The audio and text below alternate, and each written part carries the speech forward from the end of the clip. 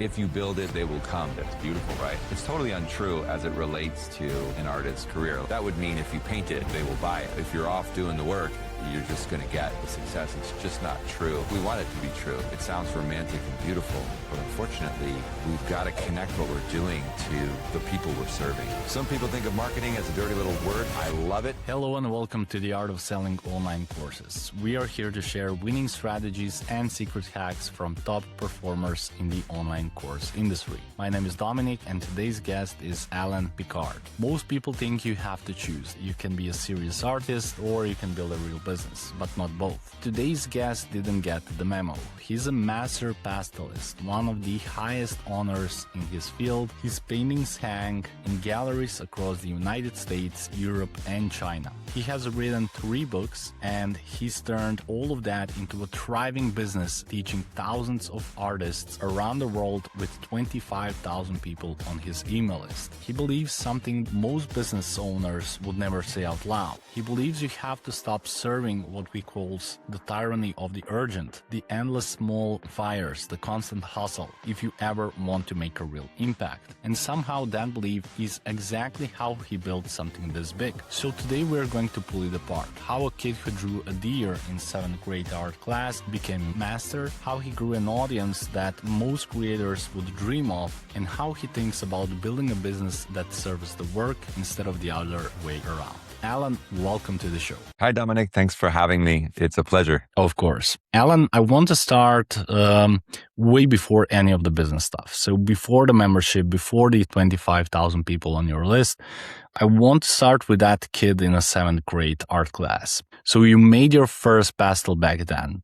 What was it exactly? How did you do it? And how did you figure out, okay, this is what I want to do for the rest of my life? Yeah, the experience of creating that deer in 7th grade art class was real and very exciting.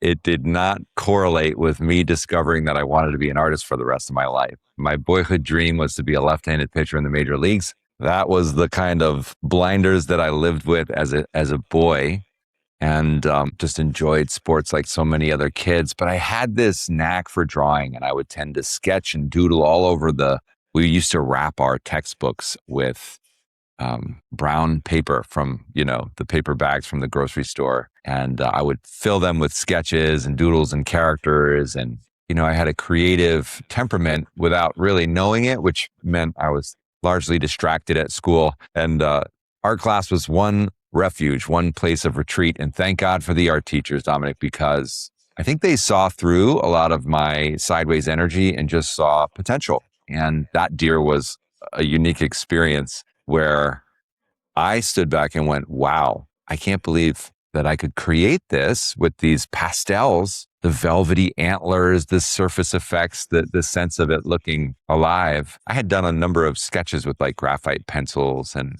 thought that they were really fun and really exciting, but that was a new one. And I wish I could tell you it all went from there, but actually I continued to chase my boyhood dream until it fell apart, right? Until that one failed and I had to open my eyes to new things. Throughout my high school years, but in high school, I had wonderful art teachers who were always encouraging my very obvious ability to draw. It just was there. It's like one of those aptitudes that you come with a gift, a set of, capabilities sometimes that you just carry with you. And that one was special. And what was so great about the art teachers was I'm thinking about my high school art teacher now. She would kind of steal my pieces of art and then enter them into local competitions and then tell me after that I got into some competition and that we had to go to, see this art show. And that was just wonderful because I through getting a bit of recognition and winning an award, that gave me a sense of confidence and encouragement. I just didn't imagine that you could do that as an artist. There was no one in my life who was an example of that. My junior year of college, I bought a set of Rembrandt pastels on the syllabus of my college figure drawing class. I had a Dutch professor. Her name was Polonia Nixon, and she was tough, tall, thin, and intimidating. And she used to walk around the room with a goose feather, like a real feather from a goose, and you'd be sketching in your charcoal from the live model, and she'd go, she'd wisp it away and say, try again. That looks like broccoli. It doesn't look like an arm. And some students really had a problem with her direct nature. I absolutely loved it. We got along wonderfully, but we bought Rembrandt pastels for that class. And there I was again with colored sticks in hand, responding to, in this case, the figure. And it was just really exciting. It was really tactile. It was really personal and direct. And that was such a connection. And that connection always remained with the medium of pastel. I felt it in the 7th grade and I still feel it now. Amazing. Now, obsession is one thing, but you didn't just get good. A master pastelist with Pastel Society of America, working galleries across 3 continents and 3 books. So when did you first realize you weren't just a painter anymore, but you were actually a teacher as well? Well, that's a really good question. I feel like all of my accomplishments were experiences of failure and discovery, Dominik. So it wasn't immediate success in all of these things. Mm-hmm. As with teaching, I fought teaching. I resisted it. I avoided it. I thought wrongly.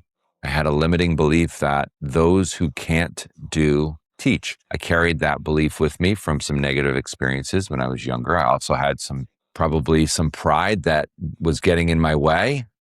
Things that I thought I had to do, to be a successful artist.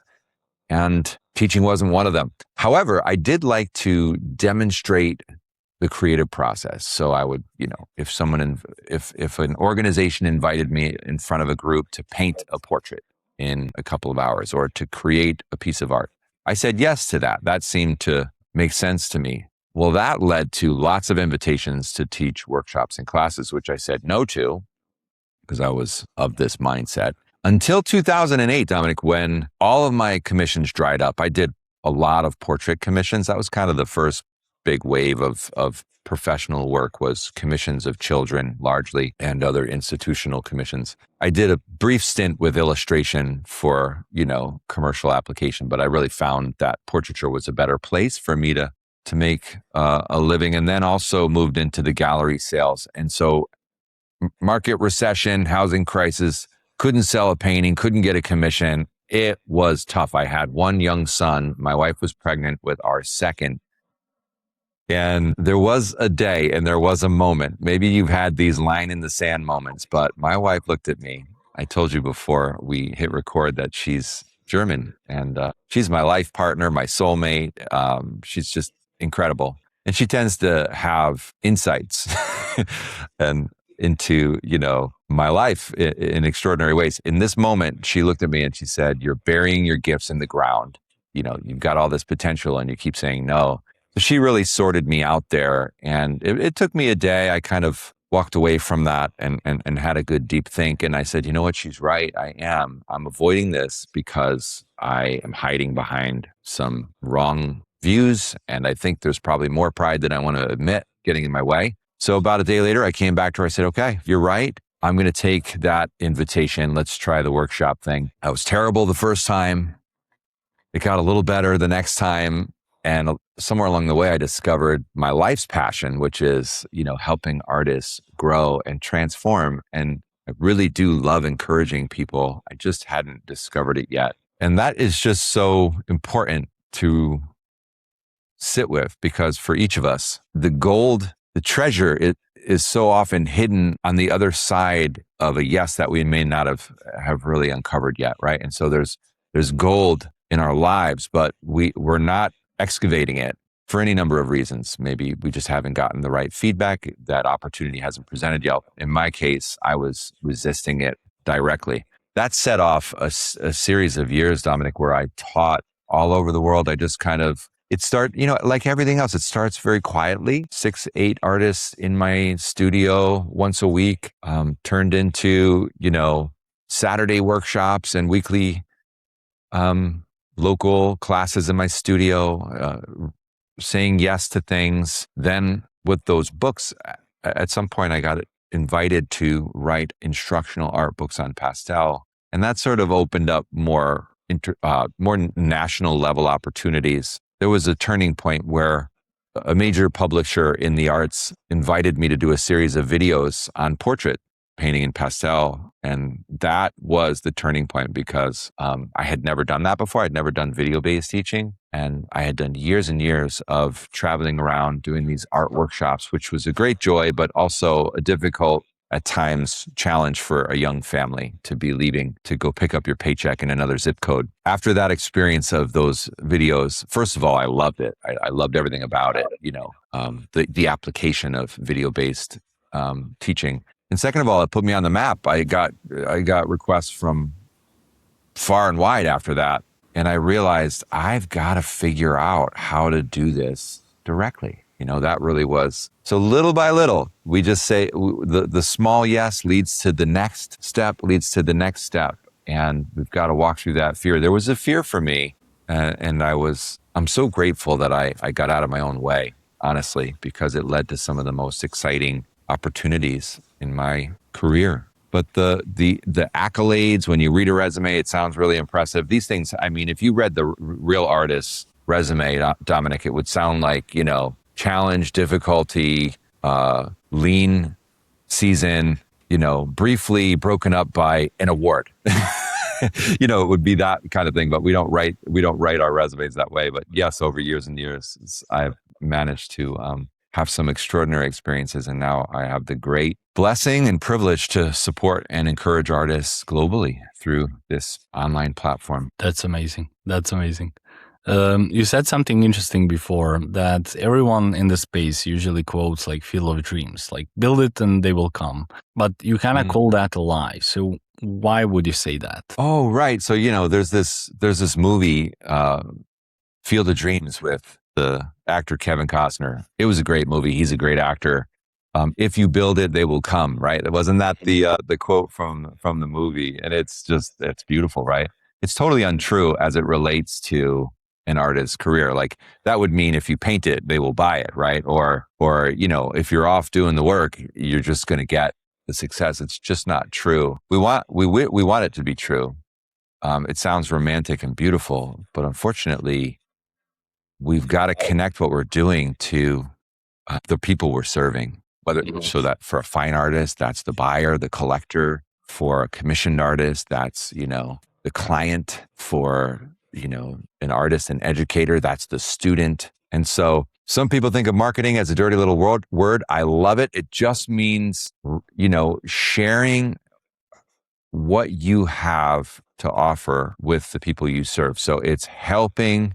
In my case, it's just positioning myself as a guide who's going to serve and support someone else in the accomplishment of their goals.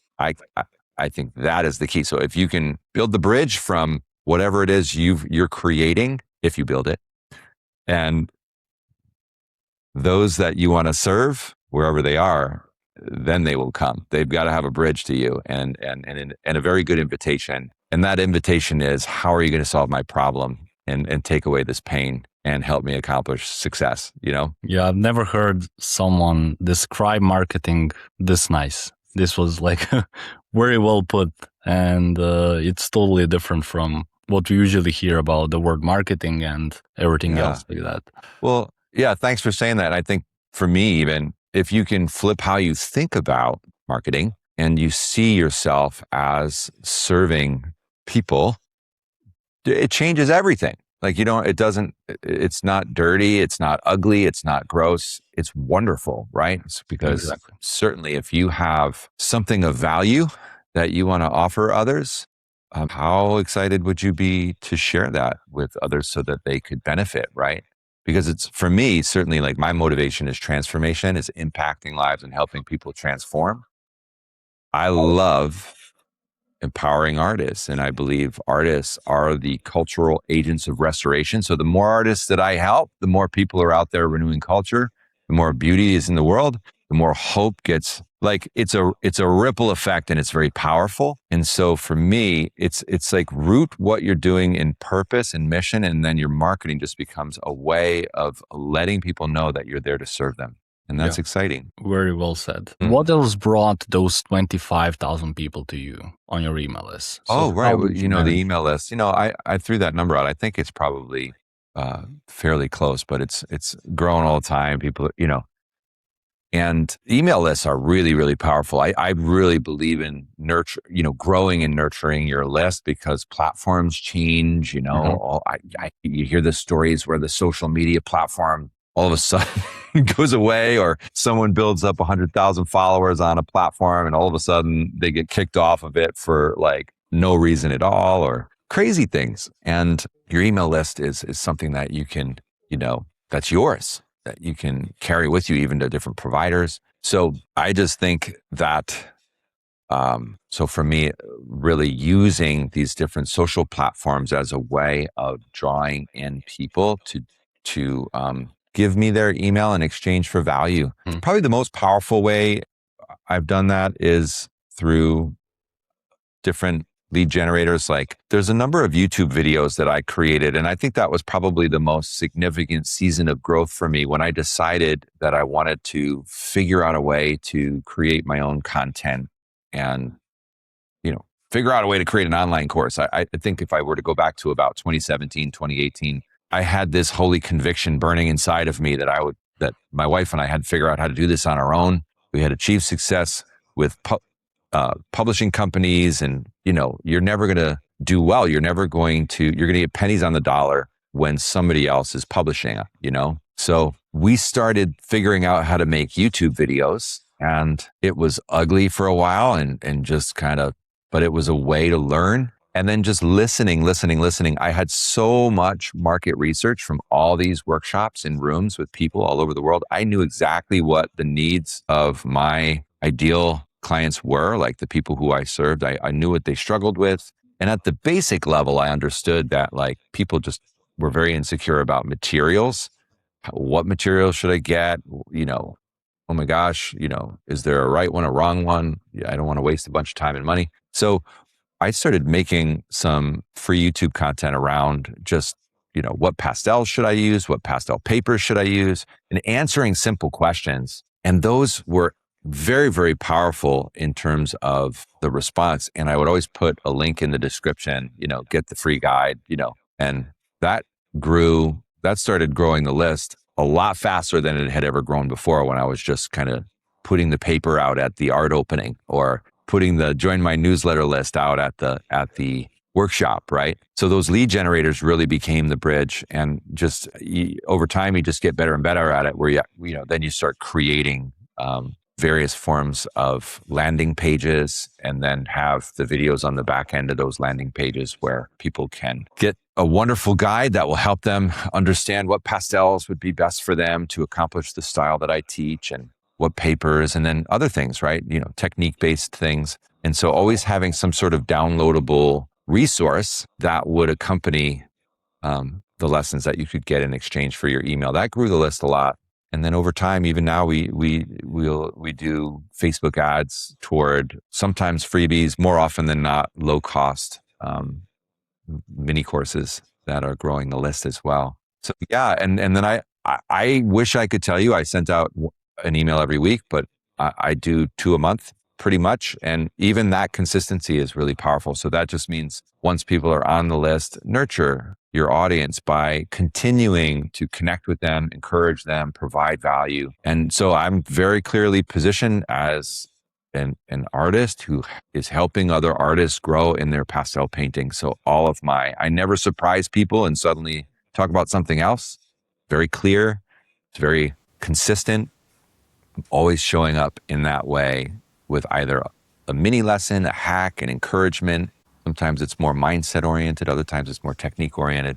Sometimes it's a link to a new YouTube videos. Sometimes it's we'll look at a painting in the new email and talk about it. It could be anything like that, but you find the way that you can just show up. And if you could do once a month, do once a month. If you could do twice, ultimately, once a week is ideal, I think, if you can handle it. But that is really the secret to growing that list is lead generators peppered around the internet. So use your social, whether it's Instagram, if you use Instagram, or YouTube or Facebook or TikTok, wherever you show up, find a way to provide additional value to those you support in exchange for their email, right? By providing a resource. Amazing.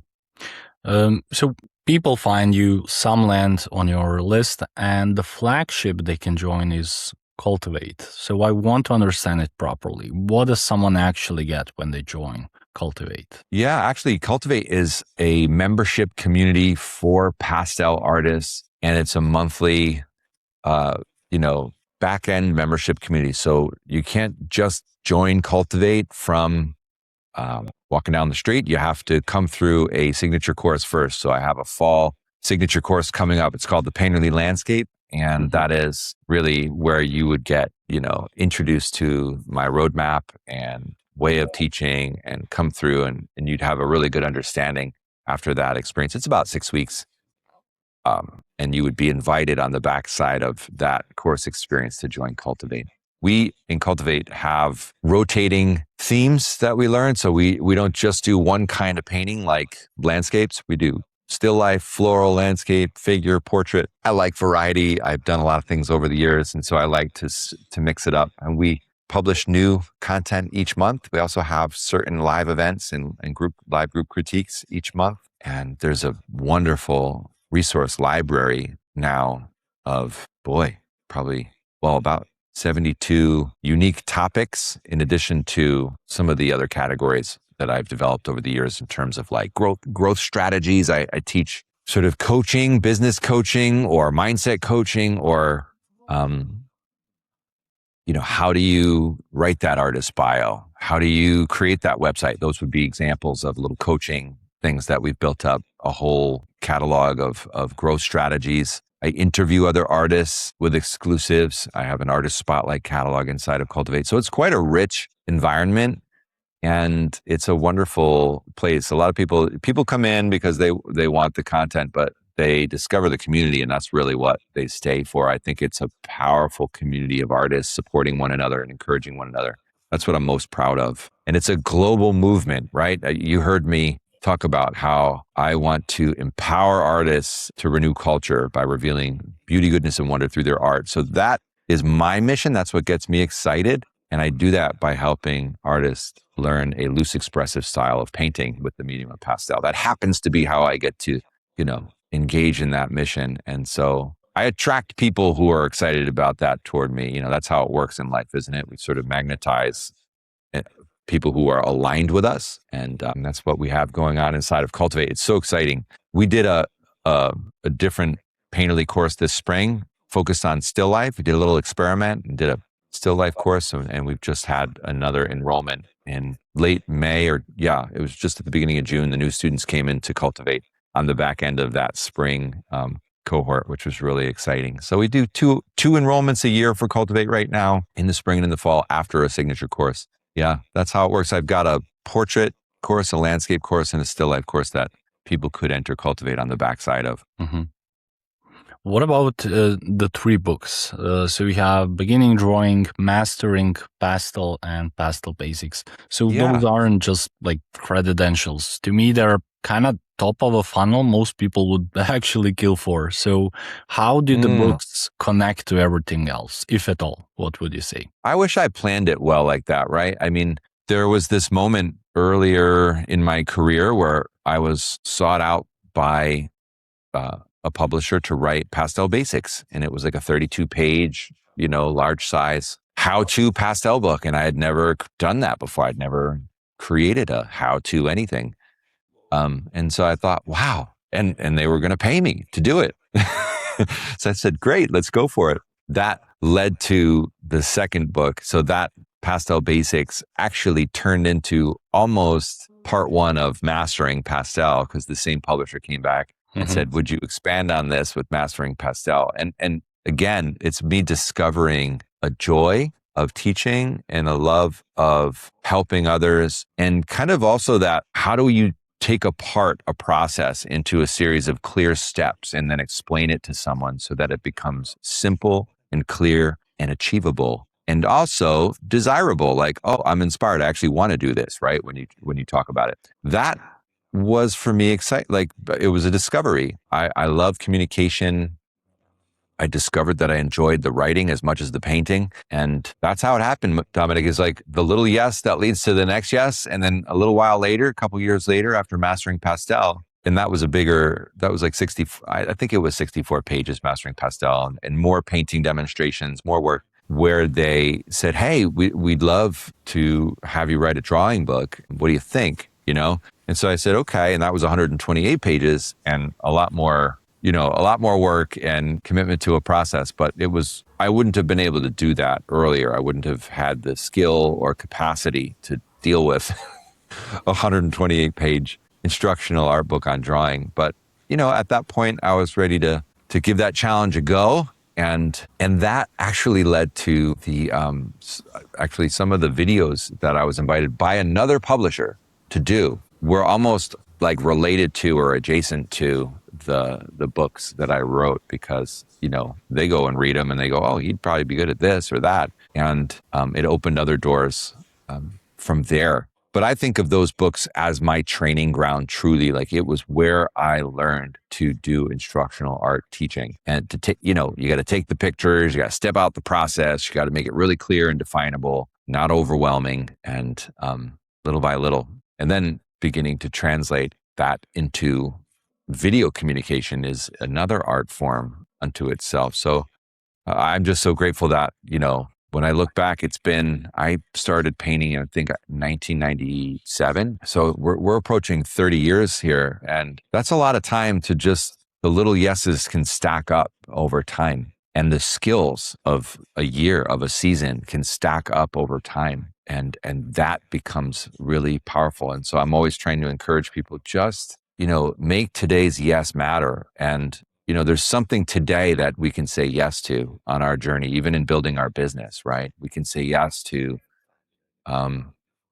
writing that email, to our ideal customers, our clients that we serve, reaching out to them, making that social media post, showing up in a new way to serve them. That's been my story. And for me, when I continue to anchor what I'm doing in service and in humility and curiosity, when I think of those books, it was a big old curiosity journey. How do you do this? And then learning from the people that are positioned to help you, right? I had people that were managing me so that I stayed on schedule and delivered the goods, and they wanted a good product as much as I did, right? So, learning from them, there's always, when we're willing, when we're humble and curious and we make the decision, I want to do this. How can I do this? It's like opportunities open up, and if we'll listen and if we'll step through some of the fear and intimidation that's present, pretty exciting things can happen. I agree. You also said that the thing driving your success the most isn't your own wins, but it's other people's. So what did you mean exactly by that? I found it very interesting. If I was just going to be like a lifelong gallery painter, and I have friends that are just amazing gallery painters. They just create beautiful artwork and sell it. And they love that process. They love being alone in the studio. I used to sit in the studio, Dominik, painting these beautiful pictures that I knew would end up in these galleries. And I'm like, what's wrong with me? Like, this is supposed to be the dream. Why don't I feel fully alive? Like, what's missing? Is there something wrong with me? All it was that I hadn't discovered the power of my own purpose, which is helping others grow and transform. So when I see other artists experience wins, experience these aha moments, whether that's discovering a new technique, changing their mind from I can't to look what I can do, getting a breakthrough, like winning the award, selling the painting, those are external. They do not define us, but they're nice milestones because they tend to be an affirmation of a direction we're on. We don't want to build our life around them because we don't ever want to be defined by externals. But the real wins when someone is feeling the joy, fulfillment, and the increasing confidence of showing up for their own dreams. I often say at the end of every lesson, keep showing up at the easel for your creative dreams, because when someone shows up at the easel in any small way to pursue the thing that they're after, they're going to move that one step closer, and they're going to break that resistance, and they're going to, break inertia, and you can direct a car that's in motion, right? If something's moving, you can direct it. But if we're standing still, pretty hard to direct something. So that for me is so exciting to see people grow. It's both the joy. I'm a connector. I've always had a kind of relational personality, but it's also the deep sense of awareness that as people are growing in their gifts and in their purpose, they're experiencing more fulfillment and joy in their lives. They're impacting others in a whole different way.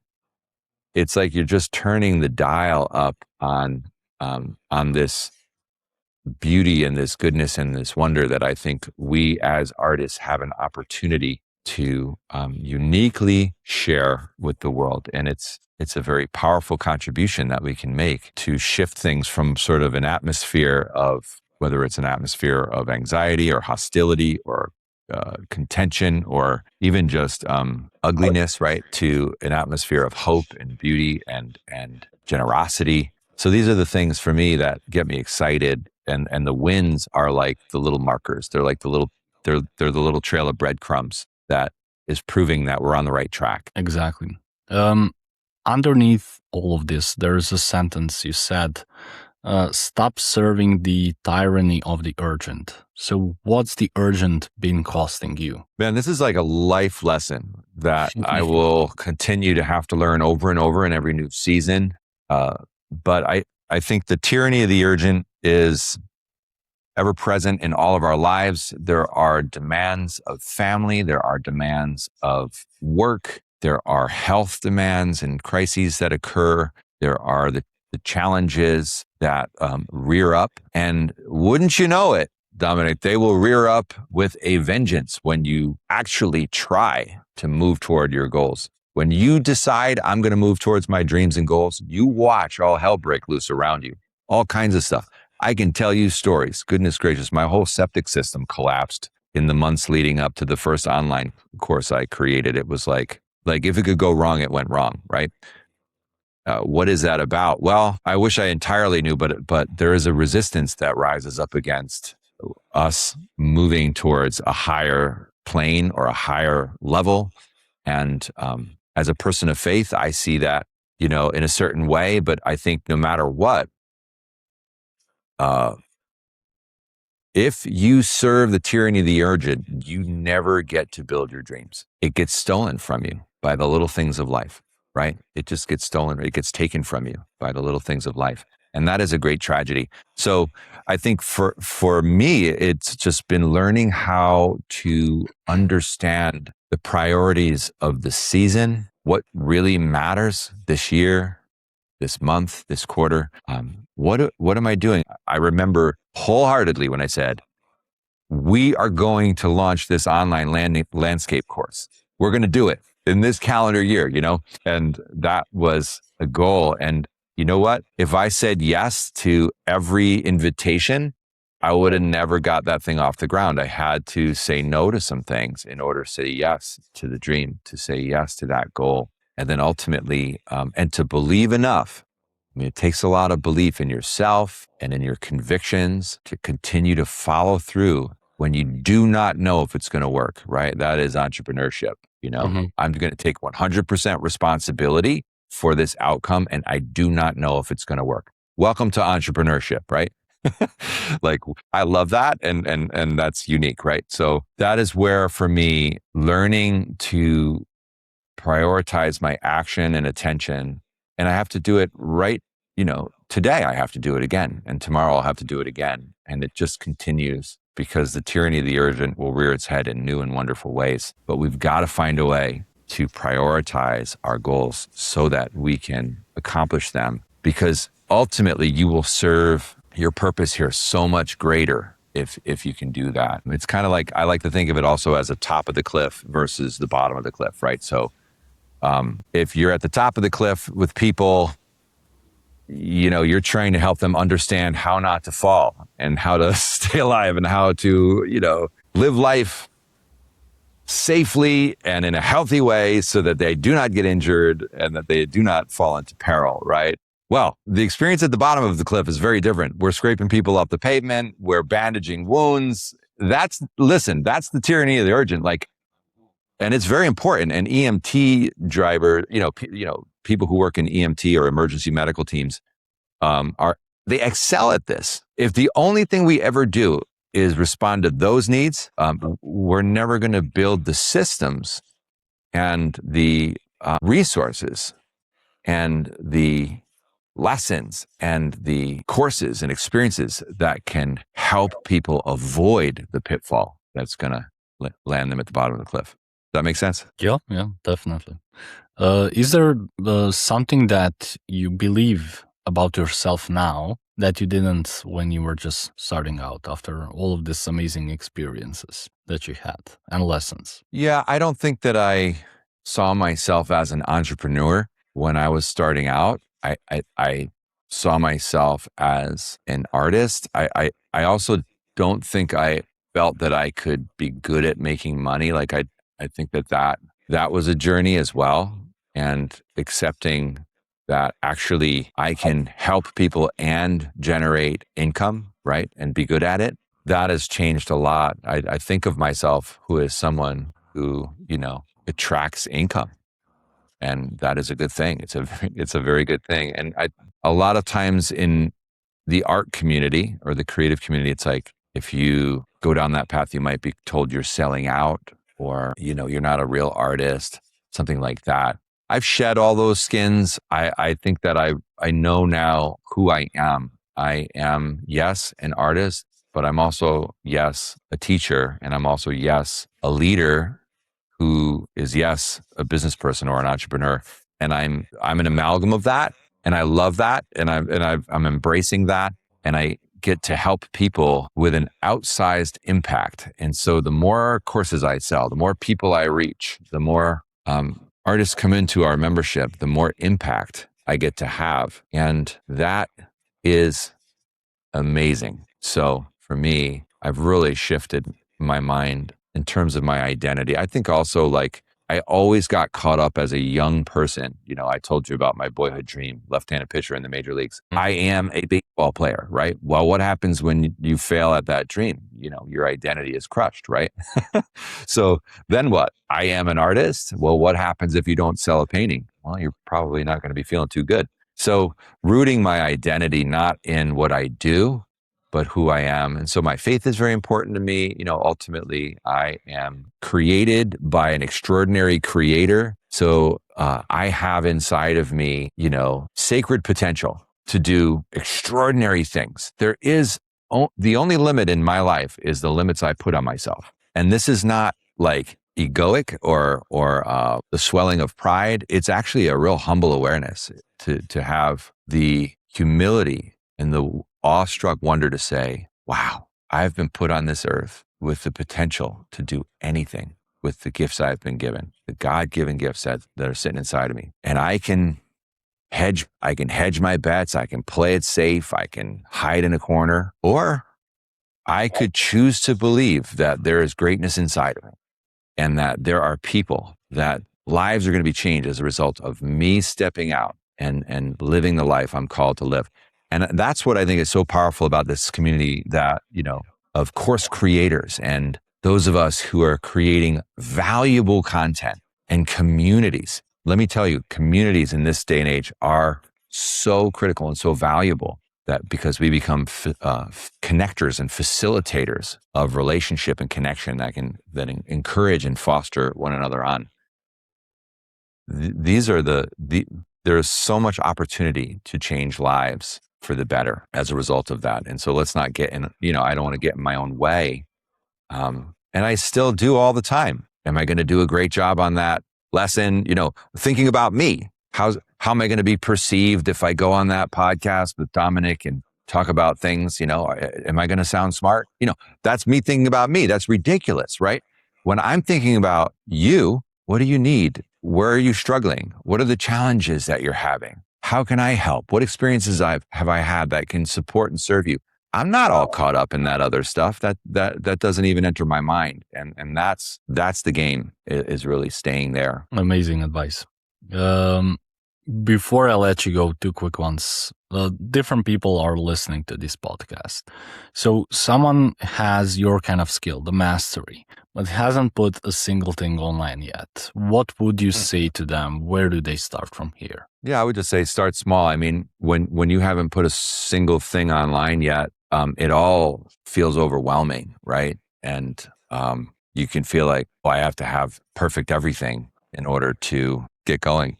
When my wife and I started making the YouTube videos, and I think you can actually go back and see the early ones, they're pretty bad. It was like a phone, no microphones, no cameras. It's like, and then, we should probably put this phone on something because it's a little shaky, it wasn't pretty, but we have so much like in our pockets now with these phones. I would encourage any artist just to start using their phone and creating some short form content that they can share, whether it's YouTube Shorts or Instagram Reels or TikTok.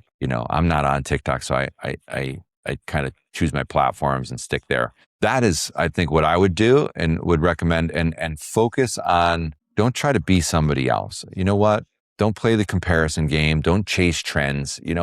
I'm sure there's other people who could give you really good advice on how to utilize trending everything to increase your reach. I'm going to give you the opposite advice. I ignore trends.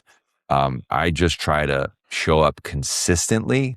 I think trust is built when people realize you are who you say you are. You keep showing up as the same person in their lives in whatever place, right? Whether it's Instagram with just a painting, or it's all of a sudden now you're on a reel and you're sharing your process. Now you're on YouTube. Maybe you're ready to do a little bit longer form piece of content where you share what you have to offer. We each have so much to offer, and there's only one you. There is no other, like if I'm speaking to a creative person, there is no one else who creates the way you do, because there's only one you. Even if you use the same medium, even if you're using a similar process, you can get into like specific genres of painting, from tonalism to impressionism to realism to surrealism. There's only, you get within that, and there might be hundreds of artists within that one movement, and there's only one you within that movement because of our embedded uniqueness, your own unique story, your own unique way of seeing the world, your own unique fingerprint and kind of signature or character. And so just trust that and share that. I think it takes a little time, if you've never put anything up, to, do that. Be who you are, find ways to show up, share what you have to offer. The things that you think are like, the curse of knowledge is a real thing, right? The things we think we have to share some brilliant thing. Well, to someone else who's learning, all of it's brilliant. All of it's amazing. So, share something simple from your process.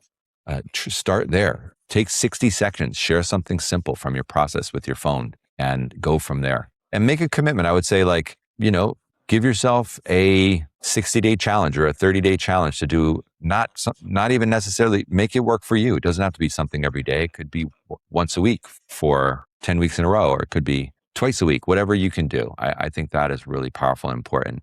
But when we do those kind of things, when we make a commitment, we tell somebody else, that's where the true change happens. That's where the real activation occurs. Perfect. And someone who's been at it for 2 years, for example, and they hit a wall, same list size for months, revenue flat. What's their first move from here? What would you say? Wow. Yeah, we all hit those spots where, revenue goes flat, or the thing we did before doesn't work as well. And a lot of times we can think that it is broken, and it may not be. It may be external. And so sometimes the best thing we can do is keep going, meaning like keep creating 2 emails a month, right? And sending them out. Keep showing up,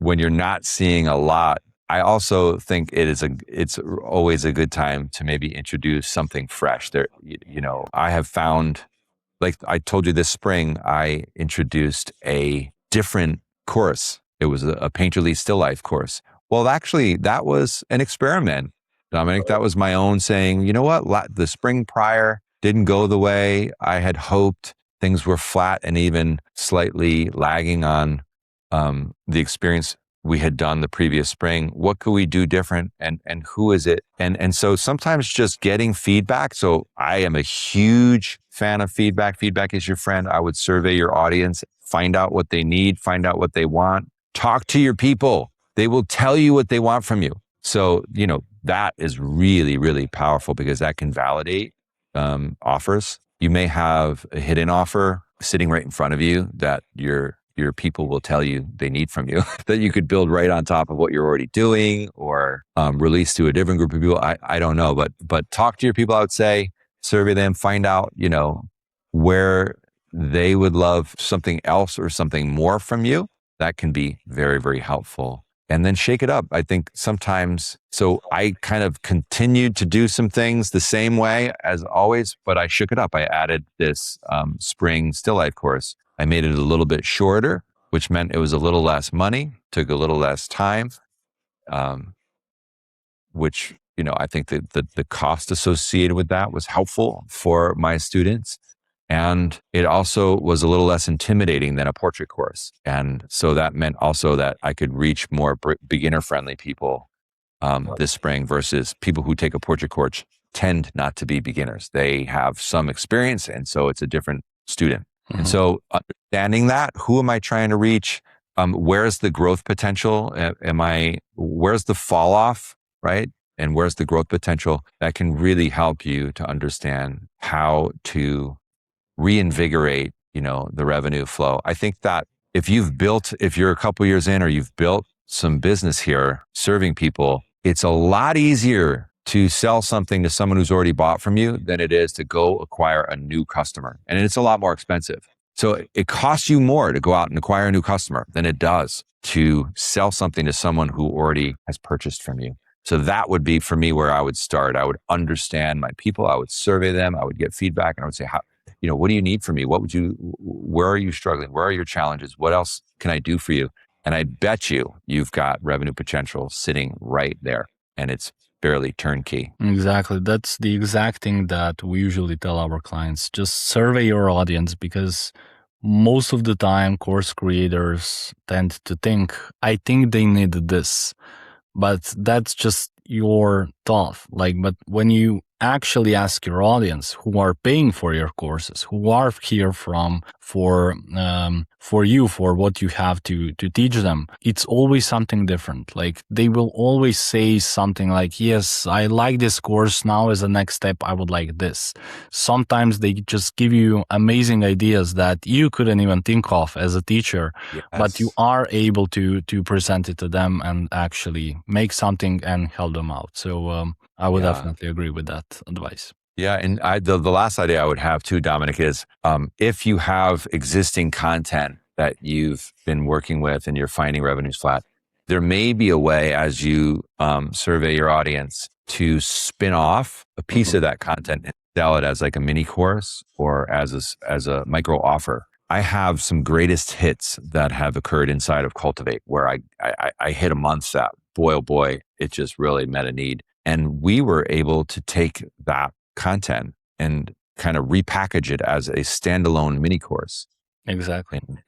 And then sell it for a low amount of price and generate new qualified leads by, offering that mini course through paid Facebook ads and getting new customers into our world through that, because, they don't want to wait 6 months till the next signature course cohort happens. Exactly. And they don't have a way to get into Cultivate yet. So these were wonderful ways that I could create these kind of mini course experiences. And they've actually been a fabulous way to pay for ad campaigns, just like subsidize the ad spend, which is amazing. Exactly. I mean, course creation is tough, but most of you guys already have a huge number of videos on YouTube, on Instagram, somewhere. Yeah. And you can always repurpose that. I mean, I'm sure there's so much value that you can use that you have already, because people are here for the value that you provide. So you don't have to wait, as you mentioned, 6 months to create a new course or something else to add the videos out. You already have that value. Just find a way to repackage it, repurpose it, and bring that value to your customers. They're not going to be like, hey, yeah, this is a combination of different things. No, they're here for the value. So it doesn't matter, as you mentioned. In the beginning, you just had a shaky phone camera and no mic, and yet here you are. So people were there for you, for the amazing value that you provide. They're not going to be like, yeah, you should have a shaky camera. I'm not going to listen to you. No, they're here for the value that you provide, and they're staying for that. So they stayed for you as well. And they're going to get anything from you that just because they know the amazing expertise that you have, and anything that you put out there is going to be amazing for them as well. So I definitely agree with that as well. Alain, this has been really a pleasure. So please tell people where to find you and how to get into your world. Thanks, Dominik. Yeah, it's been a lot of fun to talk about, course creation and the journey. You can connect with me. I think visit my website at picardstudio.com. And there's a Learn with Alain tab. You can find out about all the different course opportunities, even the mini courses and things. I'm on Instagram fairly regularly. My handle is at Alain Picard. So just my name, first and last. And on YouTube, my channel is at Alain Picard as well. So you can find me on YouTube at my first and last name. And there's a library of free content there on YouTube. But yeah, I'd love to connect. And we've got the Painterly Landscape course coming up in September. It actually is coming up quick as of the time of this recording. So I'm getting excited for that, because that tends to be the most exciting experience of the year. And maybe there's someone out there who wants to have some fun with that as well. We do something called Landscape Week just before, actually as a way of kicking off our annual enrollment. And it's a super low ticket. It's $10 for a week of live events in a community. And it's just a great celebration and a way to get a taste of all that's in store for people. So it's also a really fun marketing concept, once again, as a way to show up and serve people with enthusiasm and generosity and support, and give them. A lot of times we think, until you give me the money, I'm not giving you the goods. Well, sometimes people just need a buffet. They need a little taste. They need a little tasting and sampling of what's possible before they can make the bigger commitment. And that's what Landscape Week is for us. We're looking forward to that. Perfect. Alain, thank you very much. If you got something out of this one, subscribe wherever you're listening so the next conversation finds you as well. There's more for you over at datadrivenmarketing.co. I'm Dominik, and this has been the Art of Selling Online Courses. See you next time.